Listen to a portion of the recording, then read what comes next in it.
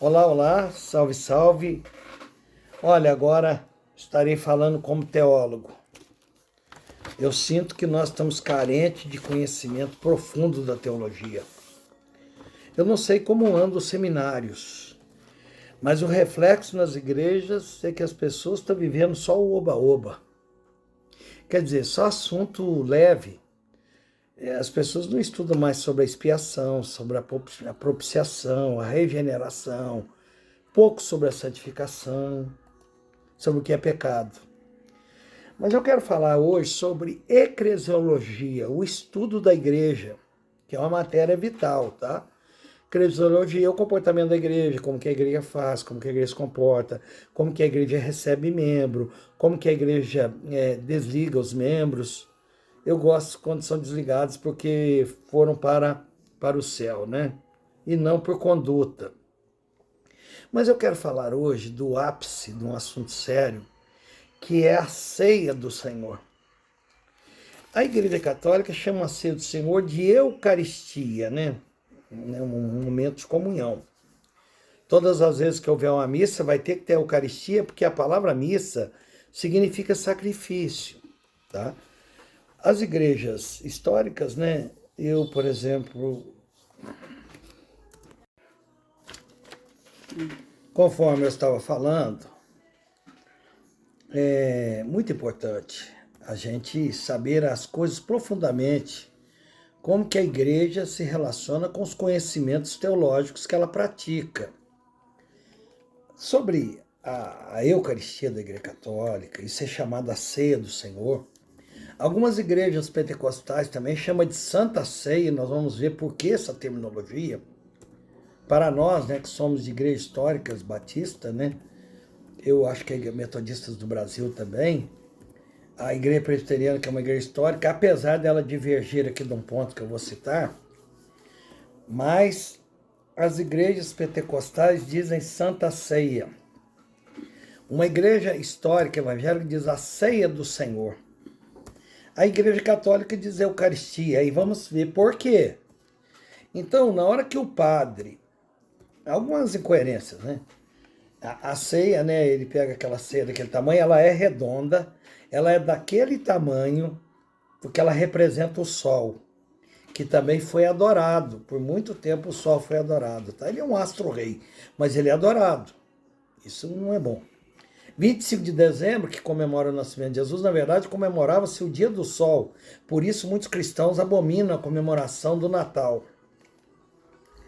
Mas vamos lá, a Igreja Católica acredita o seguinte, que a hora que o padre pega aquela hóstia, a hora que ele pega a hóstia, né, e ele ora, e ele consagra a hóstia, naquela hora aconteceu a transubstanciação.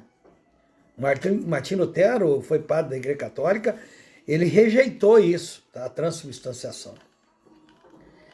O Concílio de Trento, no século XIII, 1212, né, eles confirmaram esse pensamento teológico, tem que crer nisso. O que acontece?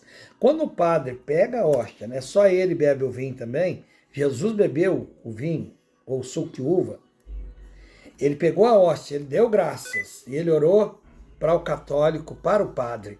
Naquela hora houve a transubstanciação. A hóstia se transformou no corpo e no sangue de Jesus.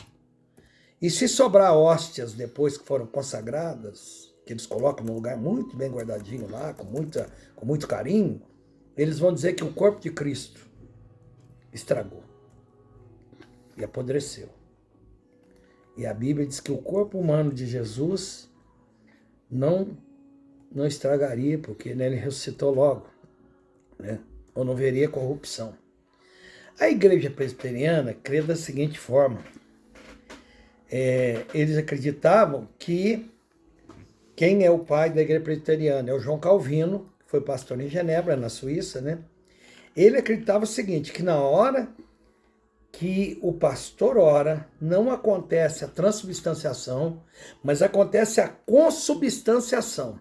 A hóstia não se transforma no corpo de Cristo, a hóstia não se transforma no sangue de Cristo, mas naquela hora o corpo de Jesus e o sangue dele se faz presente a partir do momento que o pastor ora. Interessante, né? Só que tem que se pensar. Como que os batistas ministram a ceia? O que é a ceia, na verdade? A ceia, Jesus pegou a Páscoa e transformou na ceia, um memorial para que a gente comemorasse, para manter viva a chama da fé, lembrando que as promessas do Antigo Testamento se cumpriram e que agora Jesus faz uma grande promessa, que ele vai vir nos buscar um dia. Então ele manda celebrar a ceia lá, ele diz que a gente tem que analisar a si mesmo, que a nossa vida tem que estar íntegra. Ele diz que quem come, ninguém deve analisar o outro, porque quem come e bebe indignamente, ele bebe para a sua própria condenação. A pessoa que vai participar da ceia tem que fazer um autoexame.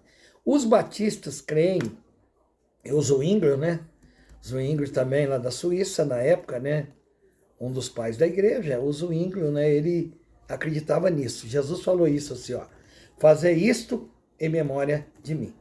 Então os batistas acreditam que na hora que o pastor ora, aquele pão, o pão mesmo, né, que a gente usa, e o suco de uva não se transformaram em nada. Foram abençoados, mas o pão continuou pão, e o suco de uva continuou suco de uva, não transformou em sangue de Cristo, não. Mas acontece o seguinte, foram abençoados de alguma forma? Foi sim, foi consagrado. Mas não tem poder. O poder ali é o da lembrança. Quando você pega uma foto, é a foto da pessoa. Você tem a lembrança da pessoa, mas você não tem a pessoa presente lá com você. É isso que é a ceia, tá? Agora a igreja pentecostal prega o quê? E a igreja batista diz que é em memória, então é um memorial, tá? Não. O que a igreja pentecostal prega? Quando ela diz que existe uma santa ceia, se ela é santa, então ela tem uma atitude de graça. Então, quando uma pessoa vai lá para a ceia e o pastor ora e consagra, também não se transforma, a hóstia não se transforma, o pão lá, esse pão comum francês, ou pão de forma, não se transforma no corpo de Cristo, e nem o suco e sangue de Cristo, mas tem um porém.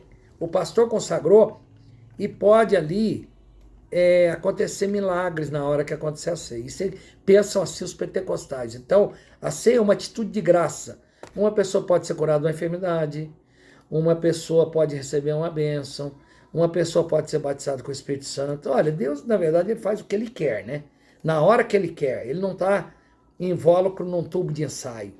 Mas não é assim que acontece em eclesiologia o estudo da ceia. Outra coisa, como que os batistas praticavam a ceia? Nós temos a ceia ultra restrita, a ceia restrita, a ceia livre e hoje a ceia ultra livre. A ceia ultra restrita é só para os membros daquela igreja. Eu acho que essa ceia deve ser ministrada assim de portas fechadas à igreja. A ceia restrita é só para os membros daquela que trafega naquela denominação. Uma pessoa batista viaja para uma outra cidade, ele chega lá dia de ceia, ele participa, porque a ceia é restrita. A ceia livre, ela é para os crentes. Você chega numa igreja, está ministrando uma ceia, você chegou lá, não sabia, mas você é crente, você está em comunhão com a sua igreja, você foi batizado por imersão, os princípios estão ali, então você participa da ceia. E a ceia ultra livre? Hoje se dá ceia para qualquer um, até para criança. Porque eclesiologicamente tudo é errado, tá? Vamos aprender teologia, gente? Isso é muito importante. O meu professor, o Euclides, que já está na glória, né? Pastor Euclides, que formou no Seminário do Sul, Ipatinga, até o diário dele ele disse que escrevia em grego, de tão culto que era o homem. Ele foi fazer uma série de conferências e na primeira noite pregou um tema muito profundo da Bíblia. E naquela noite ninguém aceitou Jesus como Salvador. Na outra noite ele pregou um sermão bem corriqueiro, que de fácil entendimento. Jesus é o caminho, a verdade e a vida, e muitas pessoas aceitaram Jesus. E ele abriu isso em sala de aula. Ele até fez aquilo como conselho de professor, né? Gente, pregue aí coisas que de fácil entendimento e as pessoas aceitarão Jesus. Mas me fica uma dúvida aqui, será que as pessoas não precisam aprender realmente a eclesiologia? Não precisam aprender teologia? Essa é a minha questão, tem que se aprender. Tá? Um abraço. Beijo no coração.